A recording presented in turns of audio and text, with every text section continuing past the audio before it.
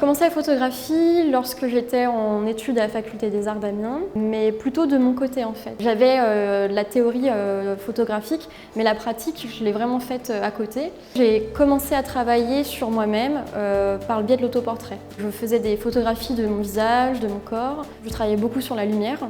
Des photos très contrastées. Par la suite, j'ai commencé à exposer. Plus personne, en fait, ce sont des photographies qui dénotent de ma pratique artistique, car c'était vraiment un essai sur le paysage et la couleur. Parce que notamment, je photographie beaucoup en noir et blanc. Il y a quelques clichés quand même en noir et blanc ici. Lovers, il s'agit d'un couple d'Iraniens à Esfahan, dans un restaurant traditionnel. Les Iraniens ont peu de démonstrations affectives sur la voie publique, mais de temps en temps, ils se prennent la main en catimini ou ce genre de choses. Et ce que j'ai trouvé très mignon, très beau, c'était ce petit couple qui parlait à voix basse, qui se tenait la main. Et donc j'étais en train de manger et je les ai regardés, j'ai saisi mon appareil photo et je me suis dit bah il faut les prendre en photo ces deux-là et voilà. Il y a une vraie scène contemporaine iranienne depuis 10 ans qui est exposée en art contemporain, notamment en photographie. C'est ça aussi qui m'intéressait à aller voir sur place. J'ai beaucoup rencontré par exemple de gens réalisateurs qui faisaient des documentaires sur leurs conditions de vie, leurs conditions aussi de vie artistique. Beaucoup de femmes artistes, plus que je l'aurais cru. Tu as dépassé de 1000 ans, doute, raison et illusion. D'où es-tu, toi? Et les sottises de celui qui doute sont doux. Tu es l'oiseau à 4 plumes, pour qu'au ciel tu puisses voler. Tu es doux, toi. Et le chemin, par le toit et l'échelle doux.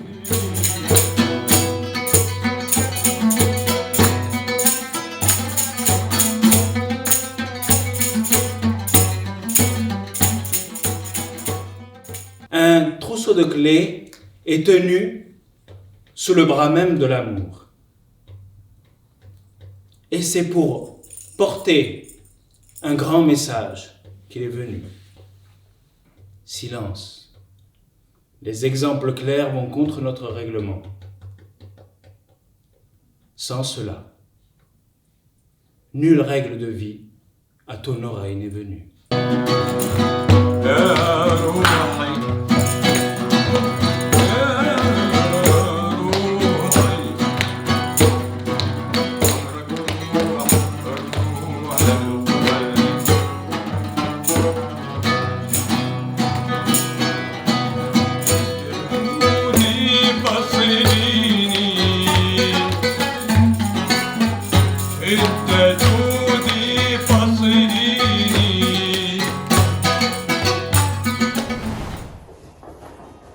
Monsieur, je suis le valet de chambre de monsieur, dont on a parlé à monsieur.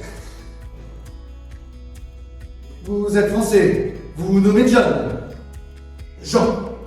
N'en déplaise à monsieur, Jean Passepartout. Un surnom qui m'est resté et qui justifie de mon aptitude naturelle à me tirer d'affaire. Passepartout me convient. Voilà d'ailleurs plusieurs années que vous êtes au service du club et on a toujours été satisfait de vos services. J'ajouterai que je suis au courant des habitudes de monsieur.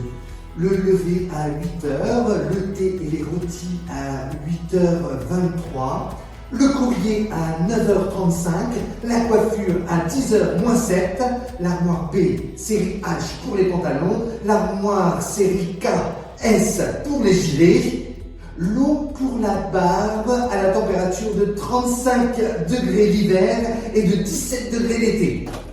Phileas Fogg et Passepartout étaient donc partis pour faire le tour du monde en 80 jours.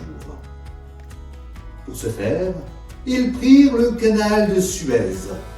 Et grâce à ce canal, ils ont atteint l'Égypte en moins de 7 jours. Ils arrivèrent à New York, mais avec 12 heures de retard. Et le China, le paquebot qu'ils devaient prendre, était parti depuis la veille. Ils ont dû se contenter d'un vieux navire de commerce, l'Henrietta, qui était le seul en partance. Mais pas grâce au capitaine, qui lui ne voulait de personne, mais grâce à l'armateur, qui avait entendu parler de ce pari fou de Phileas Fogg, et il avait envie de l'aider.